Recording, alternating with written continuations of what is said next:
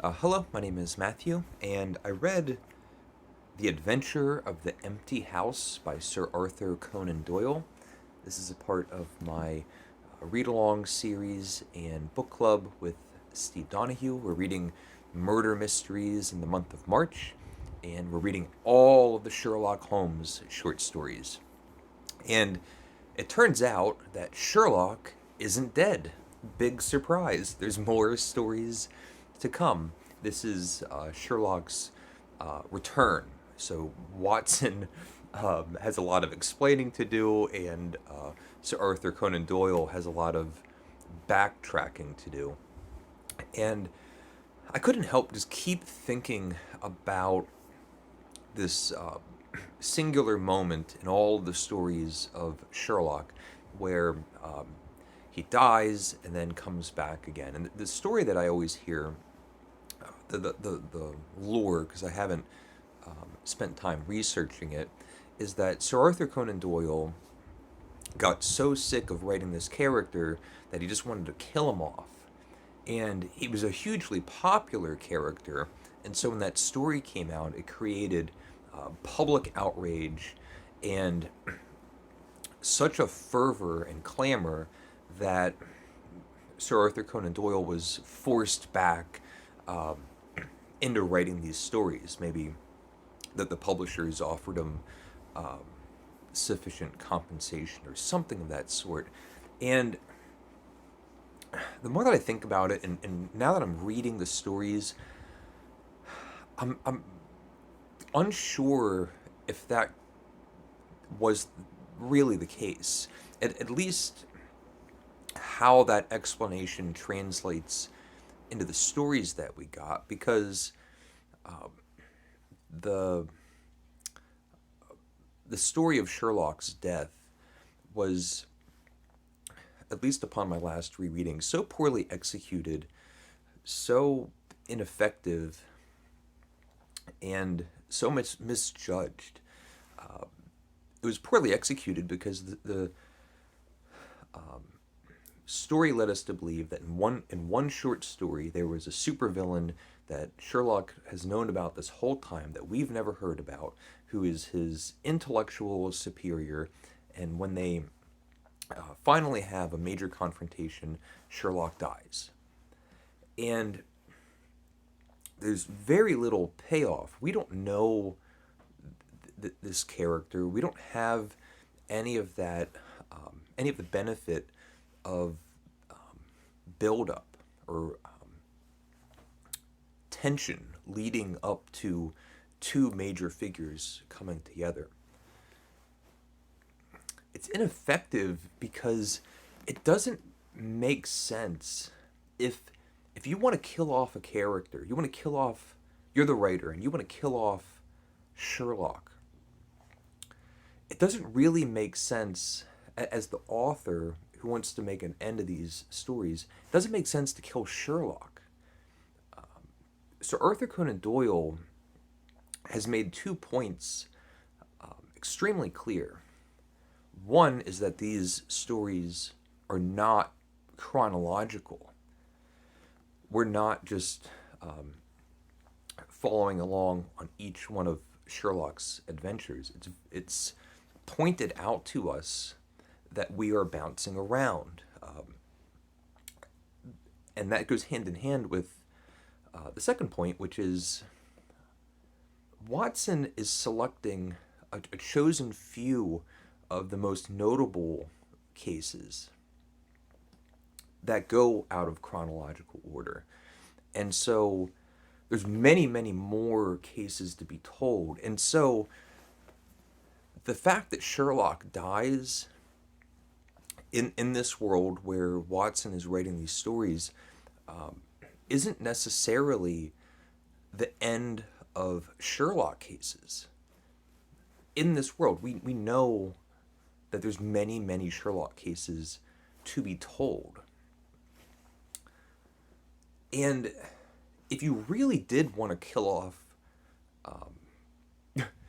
the character in a way that you were bringing a final end to any more Sherlock Holmes short stories to be written, Sherlock's not the person to kill. We have two main characters. We have Sherlock and Watson. Sherlock is the brilliant consulting detective, endlessly fascinating and surprising. He's the one leading these adventures, putting Watson in dangerous situations, saving the day. But Watson is the chronicler, he's the biographer, he's the one writing the stories that we're reading. So if you want to put a stop to the stories, the final short story would be the last short story would be written by Sherlock, giving an account of the death of Watson, which would be hugely emotional, even if it was the Moriarty thing. Of the two characters, we know that Sherlock has a brother at this point, but still his mystery, his background is a mystery. We don't know his origins. That adds to all the allure of Sherlock. Watson, it's been a reminder throughout these stories that he has a whole separate life, he has a family, he has a practice, and the emotional punch of finding out that as a result of Sherlock's adventures, it would lead to a fatal result for Watson. I feel like it would be an extremely emotional, tragic end to the story, and it would put an end to the short stories. The person writing them in this world is dead. So those are some of my thoughts, because the next story is the Empty House, The Empty House by Sir Arthur Conan Doyle, and this short story has a lot of work to do. We have to explain. Sir Arthur Conan Doyle has to explain. Watson has to explain the reemergence of Sherlock Holmes.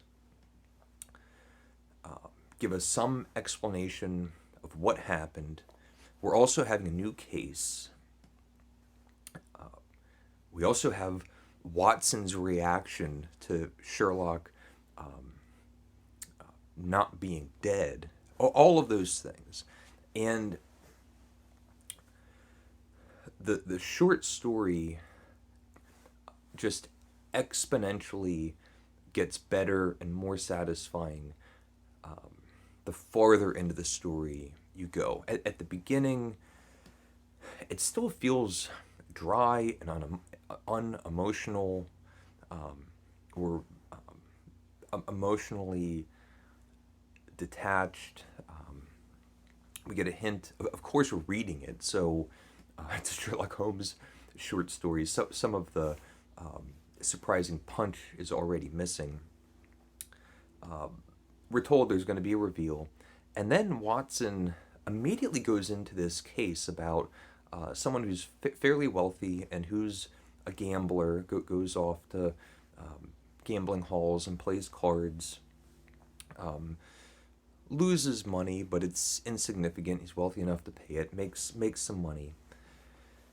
And we start getting a detailed account of the case, and it's so frustrating reading this, knowing what Watson knows, that this is the story that is showing that Sherlock didn't die. Why are we starting this story, spending so much time with this case? This is one of your best friends. This is the reason why you're writing these stories. Who cares about the case of the week? And it's nearly aggravating. Why should I care about the specific details of this when we haven't had the reveal that Sherlock is alive? We get the reveal. There's this case, and it's kind of funny because for some reason Watson thinks he could be some help, and so he's kind of paying attention to cases, and it's like everyone that reads these kinds of stories and thinks, oh, I have pretty good powers of observation, but everyone's a Watson. It's what makes the whole thing so great. Um, Watson doesn't turn into the next Sherlock. Um, and Watson bumps into kind of like an odd fellow carrying some books, knocks one of the books on the ground. The guy picks up the book and grumbles off. And there's a later encounter where this odd person comes back to Watson to apologize. He says, "You're making too much of a big deal of this." Watson turns around, turns back, and it's the great Sherlock Holmes making his grand, dramatic reappearance. Watson just falls down um, and has to be has to come to. And then it gets a little frustrating again because Sherlock, who died in the last story, fell off the cliff or whatever. Sir Arthur Conan Doyle has to just shuffle things around and just say, well, that's not really how it happened, and it wasn't a completely sheer face, and there were a couple handholds, and Sherlock was hiding over here, and there was still another henchman after him, and meanwhile, Sherlock has been gone for 3 years. It's pointed out specifically that a long time has passed. Goes through. Sherlock is explaining to Watson. He went to Tibet. He went somewhere else. He spent time in France. Mycroft knew that he was alive and was funding him and also keeping the house in Baker Street in financial order and keeping it tidy and living ready. So some apologies to Watson. Mycroft knew, Watson didn't. And so quickly, just at the snap of your head, Sherlock goes, well, we have an adventure to go on. We have a case. We have to go through these channels through London, and they're kind of running around, and they make this convoluted, circuitous route, and end up at the apartment building directly opposite, across the street from the Baker Street apartments. And so they're in this little room in a window, looking through across the street, looking through the window at Baker Street. And what does Watson see to his surprise? Sherlock Holmes. Turns out it's a wax bust made to look exactly like Sherlock. Mrs. Hudson, the first appearance of Mrs. Hudson by name. We've had helpers and aides running around the Baker Street apartment, pages, and but by name, we now have Mrs. Hudson, a wonderful recurring character. She's like in Home Alone, where Macaulay Culkin is pulling the strings of these gangster silhouettes to trick the two befuddling burglars outside. It's the same scenario, except that this bust is meant to be a target. And finally, someone enters the same room, takes a shot, and Sherlock and Watson are there to subdue this person. It was the same henchman that was after Sherlock, after the fatal fall. So Moriarty dies, and there's still another henchman that knows that Sherlock is alive. It's one of the reasons that Sherlock was staying hidden for so long. He wanted the world to think that he was dead because he knew there were still his most dangerous enemies out there after him. And now he's making his appearance back into London. They know about it. They're after him. And Another little bit of disappointment, a really minor needle for me, is Scotland Yard is ready at hand. The police are in the building below. They've apprehended this criminal, and Lestrade shows up. Sherlock had called Lestrade to be there when all of this transpires. And it was either the last short story or maybe the short story beforehand where Sherlock called Scotland Yard for assistance.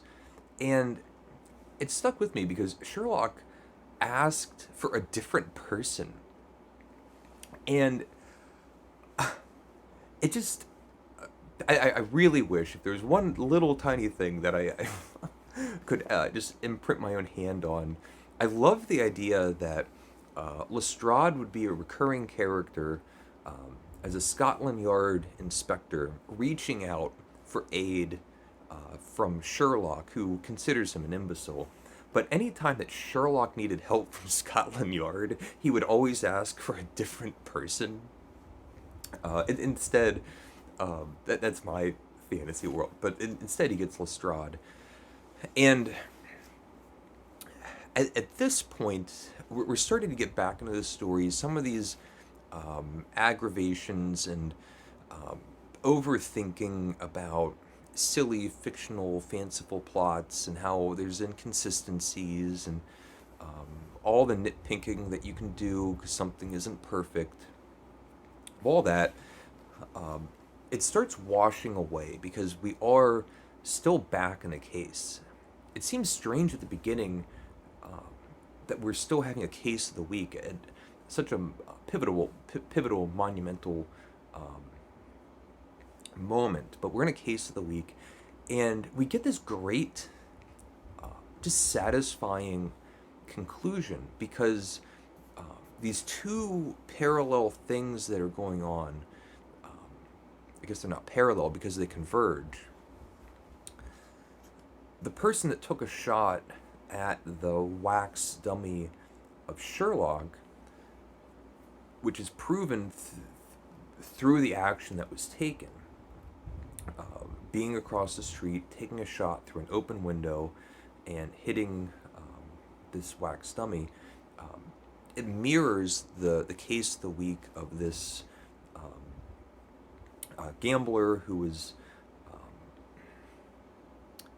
in an empty room that was locked and found shot dead. And so by catching this person in the act of killing Sherlock, or thinking that he was doing so, it proves that he was also the person that took a shot and murdered this other person. Sherlock can still be completely out of the case. Lestrade has his murder. And it just comes together in a really nice bow tie. It's theatrical, it's satisfying, and it does end with a great feeling of a return of a character that delivers. So, those are some of my thoughts on all the stuff with Sherlock dying and all that, and also the adventure of the empty house. Still having great fun. So let me know if you've read it. Let me know if you have any thoughts on anything I had to say. And thank you for watching. Please leave a comment if you would like. Thank you for watching, and take care.